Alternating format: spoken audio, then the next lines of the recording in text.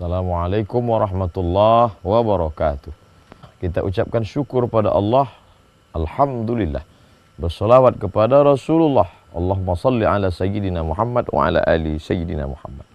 Kita sampai pada pembahasan pesan untuk semua pendusta. Ada seorang laki-laki duduk, lalu kemudian dia melihat ke sekelilingnya. Dia lihat ada semut-semut yang berkeliaran, tapi ada seekor semut sedang membawa kaki belalang. Semut itu membawa kaki belalang, dia amati terus.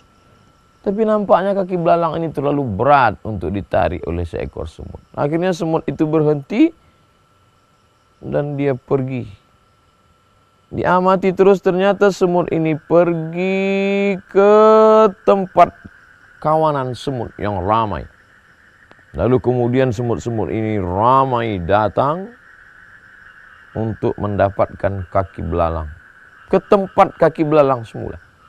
Tapi begitu semut ini akan sampai ke tempat kaki belalang, maka manusia yang iseng ini mengalihkan, memindahkan kaki belalang itu ke tempat lain.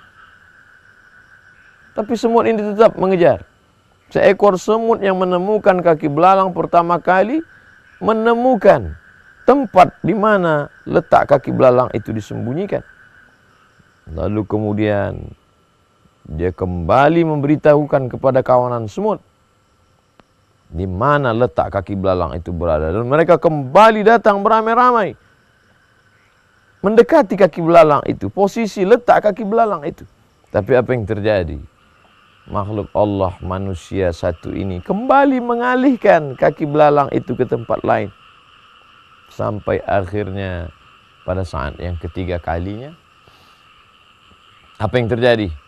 Kawanan semut yang banyak dan ramai itu mencabik-cabik, memotong-motong kaki, perut, kepala seekor semut yang awal menemukan kaki belalang.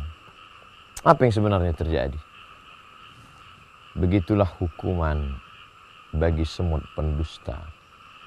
Di hadapan mata seorang makhluk hamba Allah manusia yang menggeser letak kaki belalang dari tempat semula.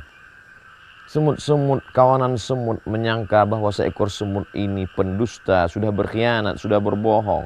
Mana kaki belalang yang kau janjikan? Mana kaki belalang yang kau katakan? Nyatanya tidak ada. Padahal sebenarnya kaki belalang itu ada, tapi sudah digeser oleh seorang makhluk hamba Allah. Begitulah ternyata hukuman bagi pendusta, pembohong, penipu dalam dunia semut. Semut yang pernah disebutkan Allah dalam Al-Quran, surat An-Naml, surat semut. Semut yang pernah dikatakan oleh Nabi Sulaiman alaihissalam menahan pasukan bala tentaranya, ya ayyuhan namlu dukhulu masakinakum. Nabi Sulaiman alaihissalam menahan pasukan tentara. Stop wahai pasukan tentara. Ada apa wahai Nabi Sulaiman? Kami tidak melihat ada apa-apa. Aku mendengar ada panglima semut sedang berkata, wahai semut-semut, masuklah kamu ke dalam lubang-lubang tanah sarang-sarang kamu, karena pasukan Sulaiman akan lalu lewat di jalan ini. Aku khawatir mereka akan menginjak-injak sehingga kamu akan mati, pecah perutmu, patah kakimu, meletus kepalamu. Artinya apa? Ada kehidupan lain selain kehidupan kita. Pernahkah kita berpikir bagaimana kehidupan semut-semut? Oleh sebab itu ketika ada seorang sahabat menghidupkan obor nyala api ke atas sarang semut, dia senang sekali melihat semut itu lari kian kemari, pergi ke sana kemari dalam keadaan kepanasan. Nabi SAW melihat itu marah dan berkata, la yu'adzibu bin nar illa rabbun nar. Tidak ada yang boleh menyakiti dengan api kecuali dia, pemilik api, Allah Subhanahu wa taala. Bahkan dalam sebuah hadis dikatakan, la yabulanna ahadukum fil juhri. Janganlah di antara kamu ada yang buang air kecil di lubang tanah. Kenapa? Karena mungkin dalam lubang tanah itu ada semut, ada serangga, ada kehidupan di sana, ada induk semut, ada anak-anak semut. Ternyata semut juga punya hukum. Semut juga berkata, jangan berdusta, jangan berbohong. Apa hukuman bagi pendusta dalam dunia semut? Mereka yang berdusta Mereka yang berani berbohong, mereka akan dicabi-cabi, dirobek-robek, dipotong-potong, dikerat-kerat sehingga tidak tersisa apa-apa. Begitulah manusia yang selalu mengamati, selalu berpikir, afala ta'qilun, afala tatafakkarun. Jika dalam dunia semut yang tidak dinamis, dari sejak zaman Nabi Sulaiman hingga saat ini, semut tidak pernah membangun sebuah peradaban. Tapi hukuman bagi pendusta, pembohong, penipu begitu hebat. Tidak ada hukuman yang layak bagi penipu, pendusta, pembohong kecuali kematian. Penipu dalam dunia semut dicabi, pembohong dalam dunia semut dipotong, pendusta dalam dunia semut dikerat. Bagaimana dalam dunia manusia? Oleh sebab itu ada makhluk-makhluk yang tampaknya hina, rendah, tidak ada apa-apa. Tapi justru dalam peradaban mereka menjunjung tinggi kejujuran, kebenaran.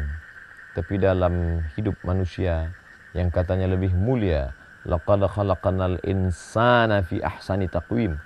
Kami ciptakan manusia dalam keadaan sempurna, sebaik-baik penciptaan. Tapi ternyata summa radadnahu asfala safilin. Kami jatuhkan dia serendah-rendah, sehina-hina penciptaan. Kenapa? Karena dusta, karena bohong, karena tipu muslihat, karena tipu daya. Oleh sebab itu, puasa sebenarnya mendidik kita menjadi orang-orang yang jujur terhadap diri sendiri, tanpa dilihat oleh atasan CCTV, tapi jujur karena merasakan kehadiran Allah dalam setiap gerak dan langkah.